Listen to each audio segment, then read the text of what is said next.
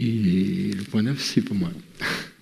Et oui, tu reviendras tout à l'heure, mais pour l'instant, c'est Bruno qui, toujours sur la médiathèque, va prendre les 3 prochains points. C'est ça, 3. Médiathèque, subvention, modification de la dernière subvention, une nouvelle subvention et le choix de la future médiathèque. Du nom, pardon, de la future médiathèque. Bon, avant de parler de la délibération, je voudrais revenir sur l'intervention de Marie. Et je voudrais dire à Marie voilà, combien son intervention m'a réjoui, combien parfois, je vous avoue, je suis agacé lorsqu'on discute de la médiathèque, d'une approche qui effectivement essentiellement... je nie pas pour autant l'importance quand on est sur un projet de réalisation d'un tel équipement, des aspects budgétaires, financiers, tout ce qui relève des aménagements. Mais tu as raison, Marie, ce projet de médiathèque, de réalisation de médiathèque, dont l'ouverture est prévue en septembre 2022, va bien plus loin que ce qu'on peut évaluer en termes d'approche sur ces questions-là. C'est vraiment un projet structurant à l'échelle de la commune, qui va permettre le développement de politiques publiques inclusives, et notamment, moi j'ai à l'esprit quelque chose qui me tient à cœur, de faire venir dans cet équipement pour accéder à la culture les personnes, les populations qui sont les plus éloignées de la culture. C'est vraiment un objectif fort qu'on a acté dans le projet culturel, vraiment une dimension très très très importante.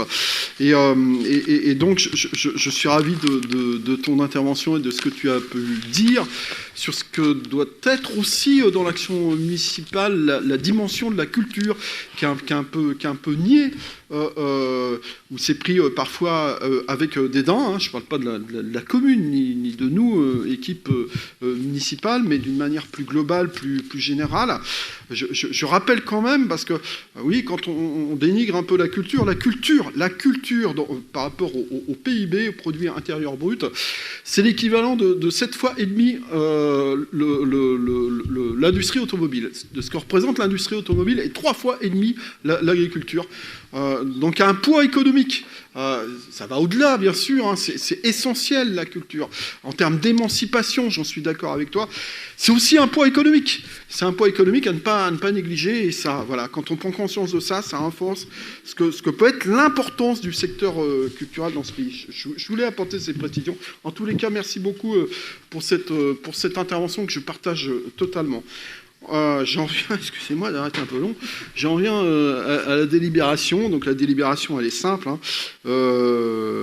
puisque par rapport à la délibération qu'on avait prise à l'occasion du conseil municipal du 17 décembre 2020, sur un montant subventionnable de 243 990 €, eh bien il s'avère que le montant subventionnable est plus important, et donc s'élève à 266 060 €.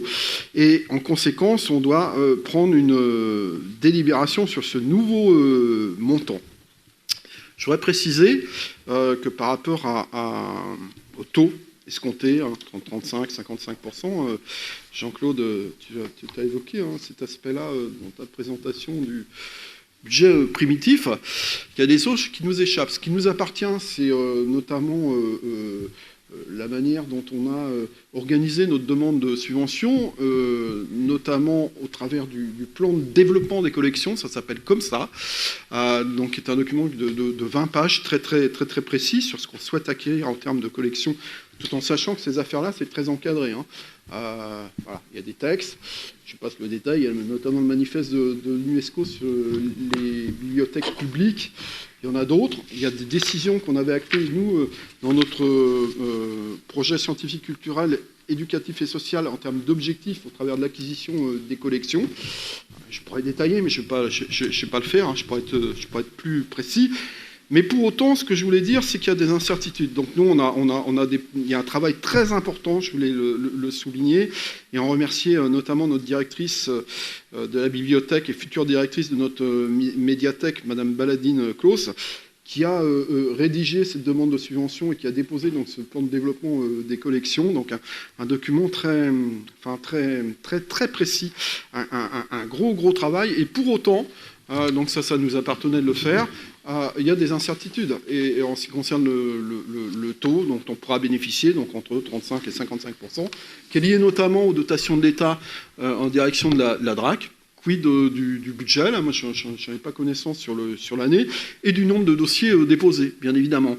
Plus il y aura de dossiers, moins on pourra escompter avoir de subventions. Donc il y a ces incertitudes-là. En tous les cas, moi je peux vous rassurer, parce que le travail il a été fait par nos services, je l'ai validé. C'est un travail qui est un travail de qualité, avec des perspectives, et je m'arrête là, qui sont intéressants. Je vous donne quand même ces éléments-là. En termes d'acquisition, je pourrais vous donner le détail en ce qui concerne les collections. On va quand même passer à... actuellement, on est à peu près à 11 000 ouvrages, livres imprimés, DVD, etc. On est à 11 578. Et à l'ouverture de la médiathèque, donc avec l'acquisition de ces collections, on va passer à 24 739 livres, DVD, abonnements, etc. Donc je pourrais vous donner le détail, mais ça va être court en temps. Donc c'est pas rien, la dotation qui est envisagée. Il y a des objectifs forts. On a fait le choix de doter cette médiathèque avec des collections qui soient des collections qui essaient de répondre au mieux aux attentes de la population, et de manière très diversifiée, avec une approche bien évidemment, vous pouvez imaginer, interculturelle, pour s'adresser à un public le plus large possible. Donc voilà les quelques précisions que je pouvais vous apporter. Si vous avez des questions, j'essaierai d'y répondre.